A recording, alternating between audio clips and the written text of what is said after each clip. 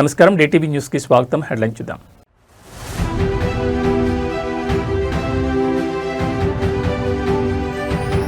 విజయవాడ లోక్ భవన్లో ఘనంగా ప్రమాణ స్వీకారోత్సవం. హాజరైన గవర్నర్ అబ్దుల్ నజీర్, సీఎం చంద్రబాబు.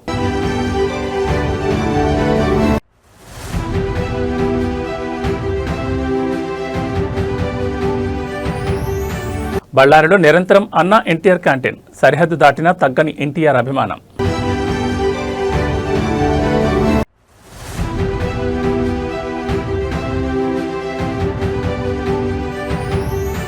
కేంద్ర ప్రభుత్వ వైఖరిపై తీవ్ర ఆందోళన. తెలంగాణకు పారిశ్రామిక పెట్టుబడులు దూరమయ్యే ప్రమాదం.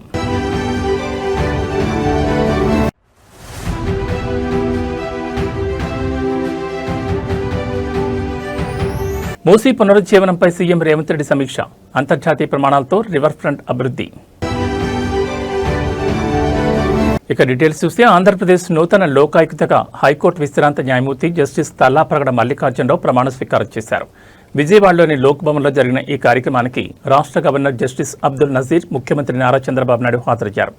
లోక్ భవన్ వేదికగా జరిగిన ఈ కార్యక్రమంలో జస్టిస్ మల్లికార్జునరావు చేత గవర్నర్ అబ్దుల్ నజీర్ లోకాయుక్తగా ప్రమాణ స్వీకారం చేయించారు. ప్రమాణ స్వీకారం అనంతరం గవర్నర్ మరియు ముఖ్యమంత్రి చంద్రబాబు ఆయనకు దుశ్శాల్వ కప్పి పుష్పగుచ్చాలు అందించి అభినందనలు తెలిపారు. ఈ కార్యక్రమంలో పలువురు హైకోర్టు న్యాయమూర్తులు, మంత్రులు, సీఎస్, డీజీపీతో పాటు పలువురు ఉన్నతాధికారులు పాల్గొన్నారు. జస్టిస్ మల్లికార్జునరావు 5 ఏళ్ల పాటు ఏపీలో లోకాయుక్త పదవిలో కొనసాగనున్నారు. ప్రజాప్రతినిధులు ప్రభుత్వ ఉద్యోగాల్లో జవాబుదారీతనాన్ని పెంపొందించడం, అవినీతి మరియు పరిపాలనా లోపాలపై వచ్చే ఫిర్యాదులను విచారించడంలో లోకాయుక్త కీలక పాత్ర పోషించనుంది.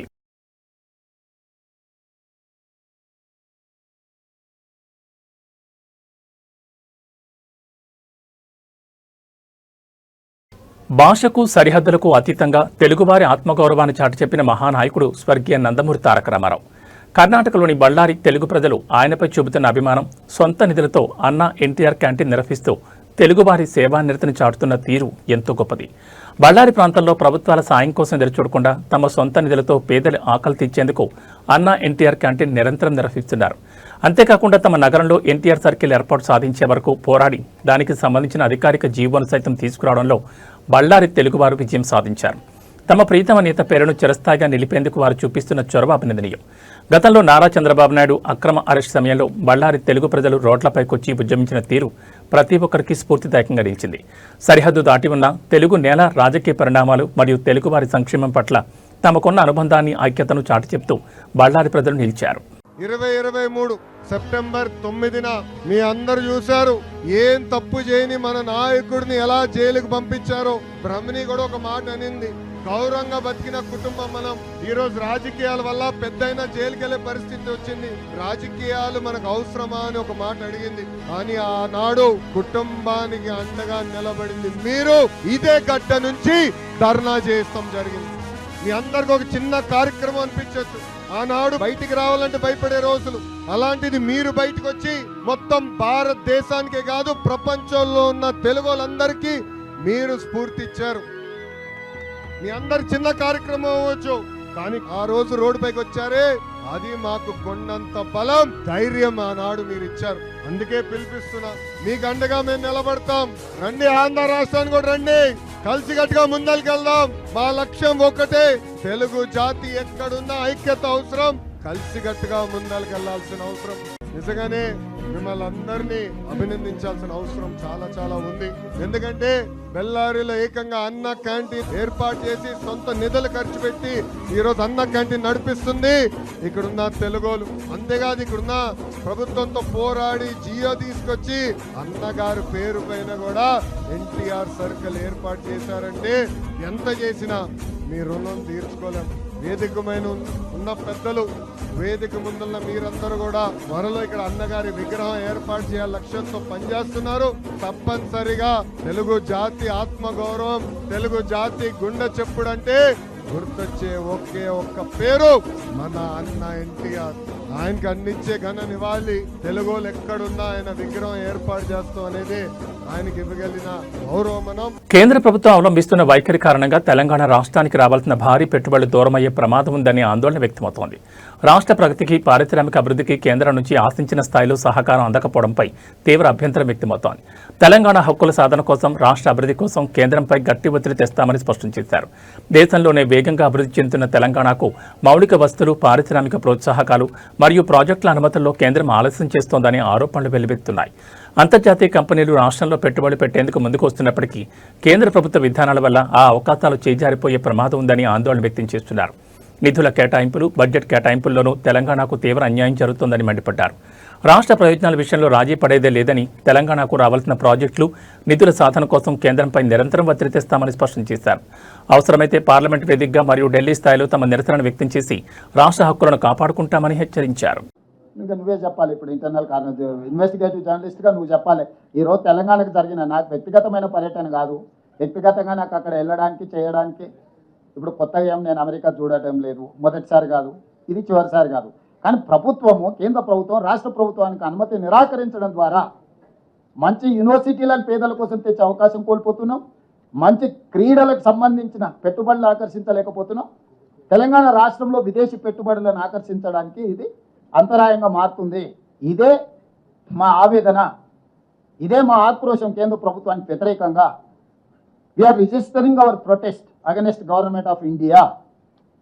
They cannot run government like dictatorial system. Hyderabad నగర ప్రగతికి అత్యంత ప్రతిష్టాత్మకమైన మూసీ నది పునరుజ్జీవనం మరియు అభివృద్ధి ప్రాజెక్టుపై ముఖ్యమంత్రి రేవంత్ రెడ్డి సమగ్ర సమీక్ష సమావేశం నిర్వహించారు. సచివాలయంలో జరిగిన ఈ సమీక్షలో ప్రాజెక్టు పురోగతి, డిజైన్లు మరియు అమలు కాబోయే మాస్టర్ ప్లాన్పై అధికారులకు సీఎం కీలక ఆదేశాలు జారీ చేశారు. మూసీ పరివాహక ప్రాంతాన్ని అంతర్జాతీయ ప్రమాణాలకు అనుగుణంగా తీర్చిదిద్దే లక్ష్యంతో ప్రభుత్వం కార్యాచరణ రూపొందిస్తోంది. మూసీ ప్రక్షాళన, డ్రైనేజ్, వ్యర్థాల నదిలో కలవకుండా మురుగునీటి శుద్ధి ప్లాంట్ల నిర్మాణం మరియు వాకింగ్ ట్రాక్లు, టూరిజం హబ్ల ఏర్పాటు పనులను వేగవంతం చేయాలని సీఎం రేవంత్ సూచించారు. నిర్వాసితుల పునరావాసం విషయంలో ఎలాంటి లోటుపాట్లు లేకుండా మానవీయ కోణంలో నిర్ణయం తీసుకోవాలని అధికారులను ఆదేశించారు. హైదరాబాద్ను గ్లోబల్ సిటీగా మార్చడంలో మూసీ రివర్ ఫ్రంట్ ప్రాజెక్ట్ మైలురాయిగా నిలవనుందని ముఖ్యమంత్రి పేర్కొన్నారు.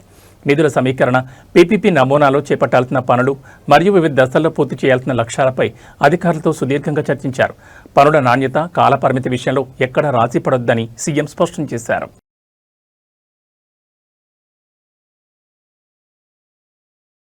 తాడేపల్లిలోని వైఎస్సార్ కాంగ్రెస్ పార్టీ కేంద్ర కార్యాలయంలో పార్టీ ముఖ్య నేతలతో మాజీ ముఖ్యమంత్రి వైఎస్ జగన్మోహన్ రెడ్డి కీలక సమావేశం నిర్వహించారు. రాబోయే స్థానిక సంస్థల ఎన్నికలకు పార్టీ శ్రేణులు పూర్తి స్థాయిలో సిద్ధం కావాలని ఆయన పిలుపునిచ్చారు.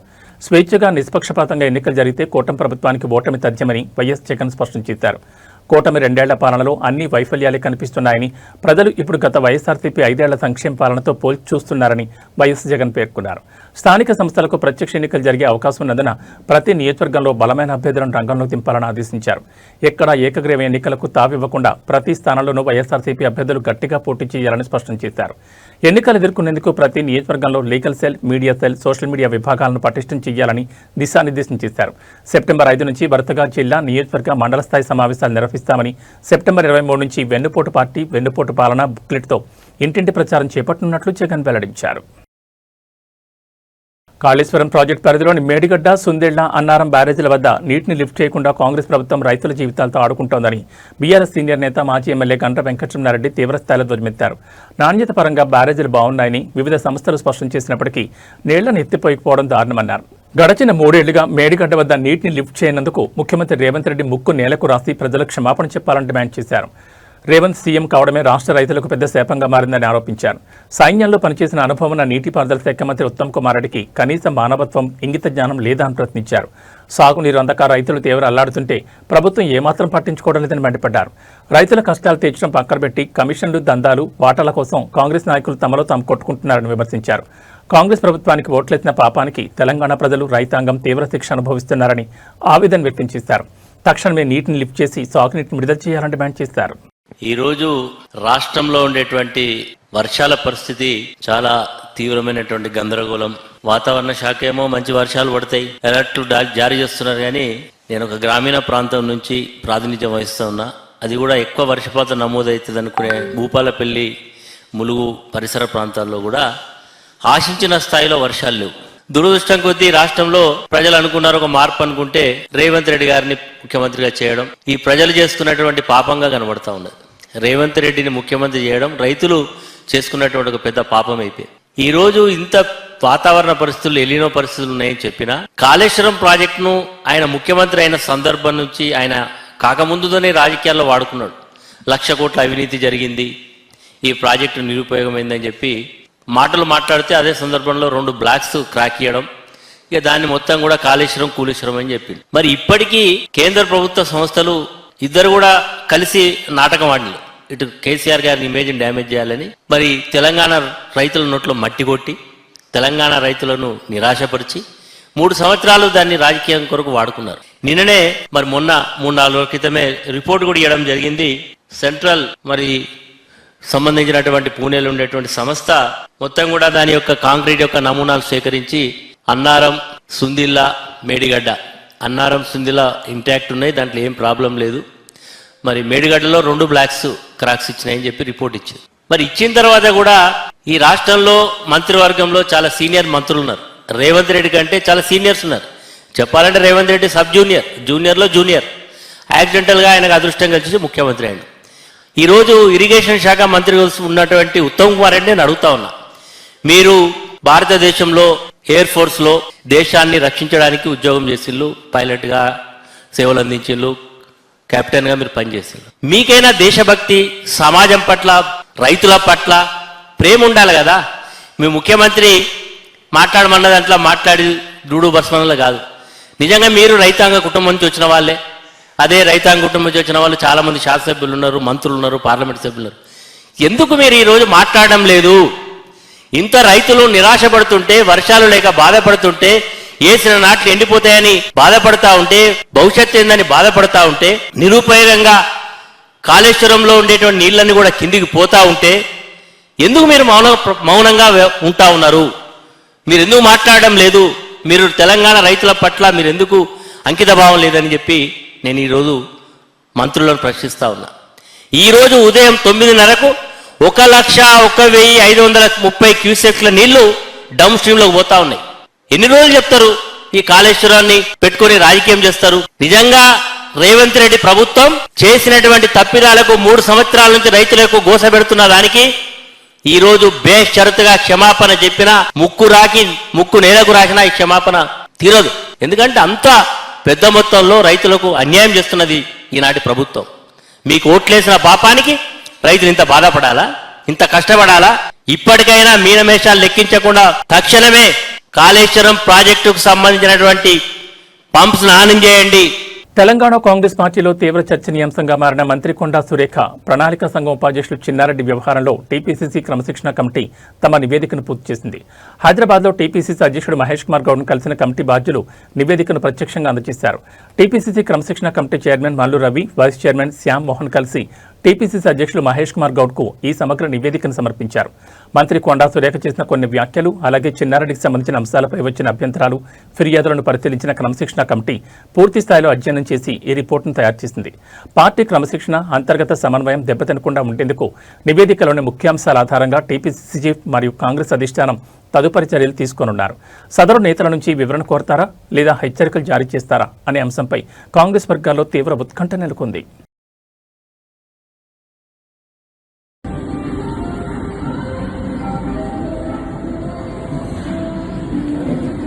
తూర్పుగోదావరి జిల్లా రాజమండ్రి నగరంలో తీవ్ర కలకలం రేగింది. వన్-టౌన్ పోలీస్ స్టేషన్ పరిధిలోని ఒక ఆలయం సమీపంలో 3 మహిళల మద్యం మత్తులు హల్చల్ చేశారు. దారిని వెళ్తున్న 2 యువకులతో అనవసరంగా గొడవ దిగి వారిపై భౌతిక దాడులకు పాల్పడడం స్థానికంగా తీవ్ర చర్చనీయాంశంగా మారింది. మద్యం మత్తులో ఉన్న మహిళలు విచక్షణారహితంగా ప్రవర్తిస్తూ యువకులపై దాడికి తెగబడ్డారు. ఈ ఘటనపై బాధితులైన యువకులు వెంటనే వన్-టౌన్ పోలీసులకు ఫిర్యాదు చేశారు. రంగంలో దిగిన పోలీసులు ఘటనా స్థలాన్ని చేరుకుని సదరు 3 మహిళలను అదుపులోకి తీసుకున్నారు. యువకుల ఫిర్యాదు మేరకు కేసు నమోదు చేసి విచారణ అనంతరం 3 మహిళలను న్యాయస్థానంలో హాజరుపరిచారు. కేసును విచారించిన న్యాయస్థానం మద్యమతలో బహిరంగ గొడవకు దిగి దాడులకు పాల్పడిన 3 మహిళలకు 14 రోజుల పాటు రిమాండ్ విధించింది. కోర్టు ఆదేశాల మేరకు పోలీసులు వారిని జైలుకు తరలించారు. బహిరంగ ప్రదేశాల్లో మద్యం తాగి శాంతి భద్రతలకు విఘాతం కలిగిస్తే ఎంతటి వారినైనా ఉపేక్షించేది లేదని పోలీసులు స్పష్టం చేశారు. నా ఫోన్ వచ్చాను సార్, ఫోన్ ఇవ్వమని సార్. వద్దు డైరెక్ట్ ఫోన్ వెళ్తాను.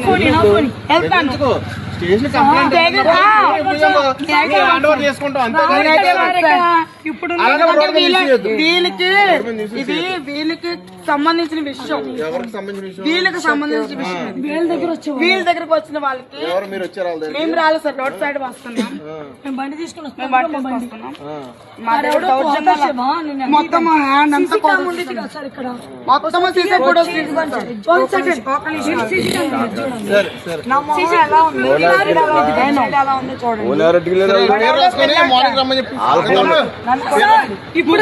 ముగ్గురు ఇప్పుడే రప్పించాలి.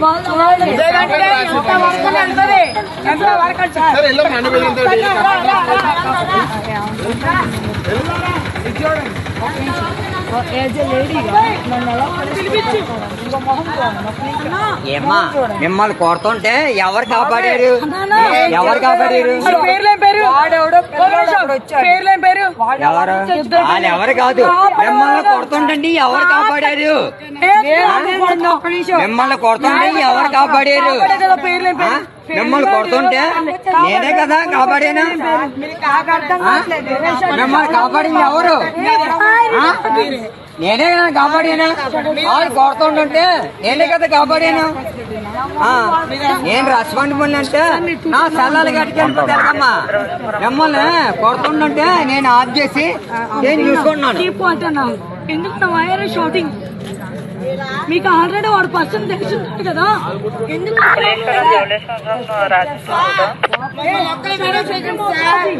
మమ్మల్ని ఒక్కలే వీడియోకి నేను డ్యూటీ పర్పస్ మీద వచ్చాను. వాళ్ళు కూడా తీయాలి సార్, వాళ్ళు కూడా తీయాలి.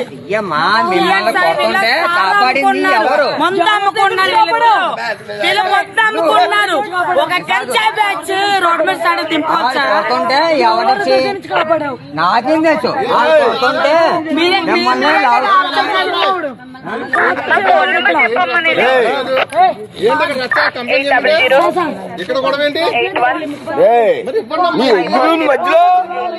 వంటానమ్మా వంటాను మెయిన్ రోడ్ లో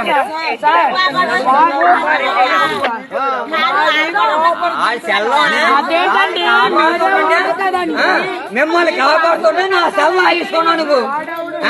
ఇది కాదు, ఇది కాదు. నిన్ను కాపాడుతుంటే నా సెల్ మీకు ఇస్తూ ఉన్నారు. దేనికి? వాళ్ళు కొడుతుంటే ఎలా అవుతున్నా లేదా?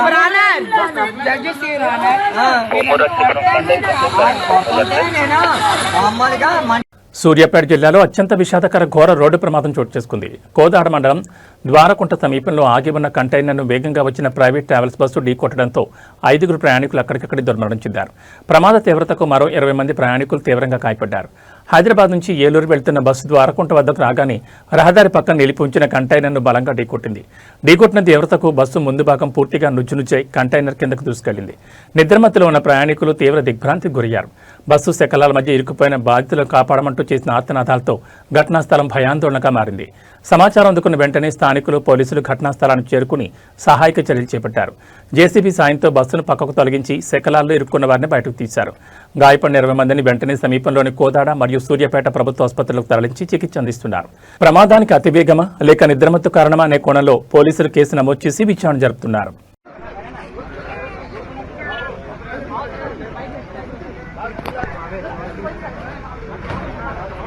అన్నారు జరగను కొంచెం అటు జరుగు.